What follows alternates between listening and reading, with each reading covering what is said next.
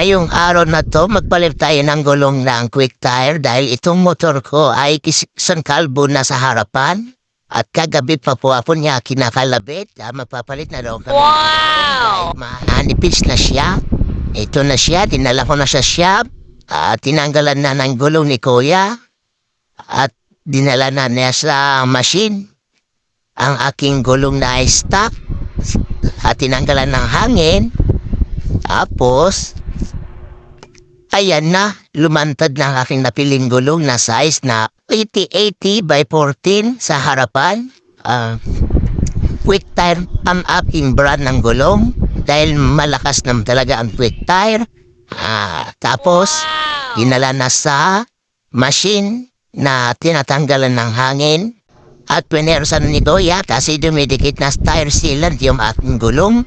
Ano pa nangyari dyan, Kuya? Dandahan masira yung legs ko. Ayun, pinalo na nilang pinalo. Pinersa na niya para matanggalan na yung gulong. Ay, hangin yung yung flong.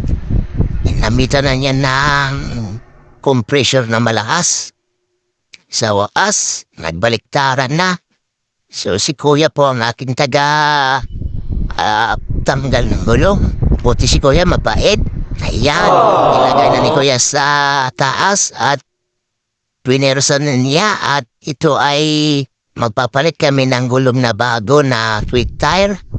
Bakit quick tire ang napili ko? Dahil paganda naman quick tire kasi isa rin itong ginagamit ko sa simula pa ako nagmumotor. Quick tire talaga ang hilig ko na brand. At saka mura lang quick tire ngayon. Maganda gagamitin sa kalsada. Ayun, sa wakas natanggal na. Ayan kita mo na ginugasan na ni Kuya yung bags ko kasi napuno-puno ng tire sealant. Tinanggalan na rin ni Kuya ng damit ang bagong quick tire na napili para maikabit na ni Kuya sa aking gulong.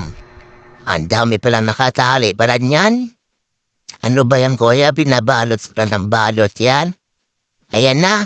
Ito muli yan ko nung nakarating ko pa ito nakakabit at saka quick tire din ang brand.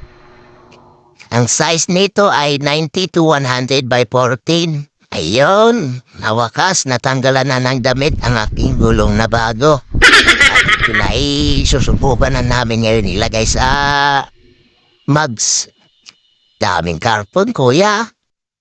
Ayan, mahirapan na tulog dyan. Ayun, kita nyo naman mga idol. Ilang pasan na ni Kuya ng pampadulas para hindi daw matigas sa machine. Para pag nagkabit si Kuya, hindi daw masyado matigas kaya nilagyan niya sa'yo. Nakita niyo na pinahikot. Ayan. So, basic lang kay Kuya pag nagpalit ng gulong. Kaya kayo guys, pag nagpalit kayo ng gulong, ganito ang gagamitin nyo para hindi masisira yung mga mugs kasi mahirap na. Bingkong-bingkong. Tingnan mo po si Kuya, isang lagay lang niya, Ikotin na ni Kuya ang machine, tapos yung gulong nakapatong lang at saka yung bag. So, kita nyo naman, tapos na. Kaya natin ni Kuya niyan. Lalagyan na naman ni Kuya ng hangin. Iti-check ni Kuya. Ito yung tire sealant na pili ko. Ayan, sinishit na ni Kuya. Yung tire sealant pala, kasama na yan sa gulong sa presyo. Bali, ang price natin dyan, 1399 1390. Ayan, bali 14 na siya. Kasama, hindi pa kasama labor. Kasama na pala labor. 100. Ayan, 1399. Quick tire lang po yan. Dito na po sa lugar namin sa Pasay. Diba? Nilagyan ni Kuya ang tire sealant.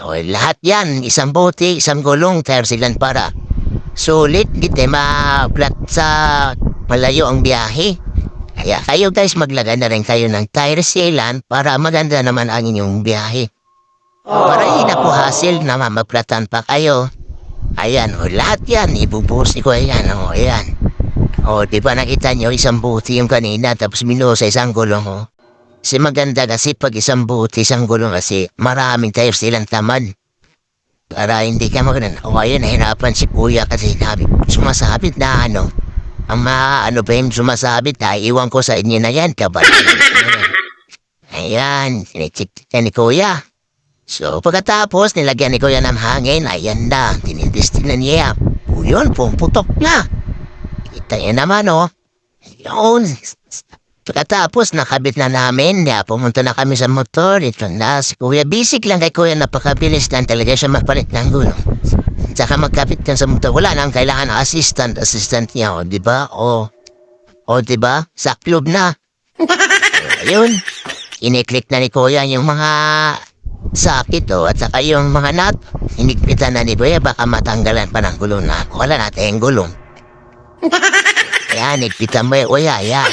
Yan, nahigpita si Kuya. So, shout out sa mga idol po dyan, sa mga followers. Ayan, yung shop niya, Ayan, daming gulong, mamili na lang kayo dito.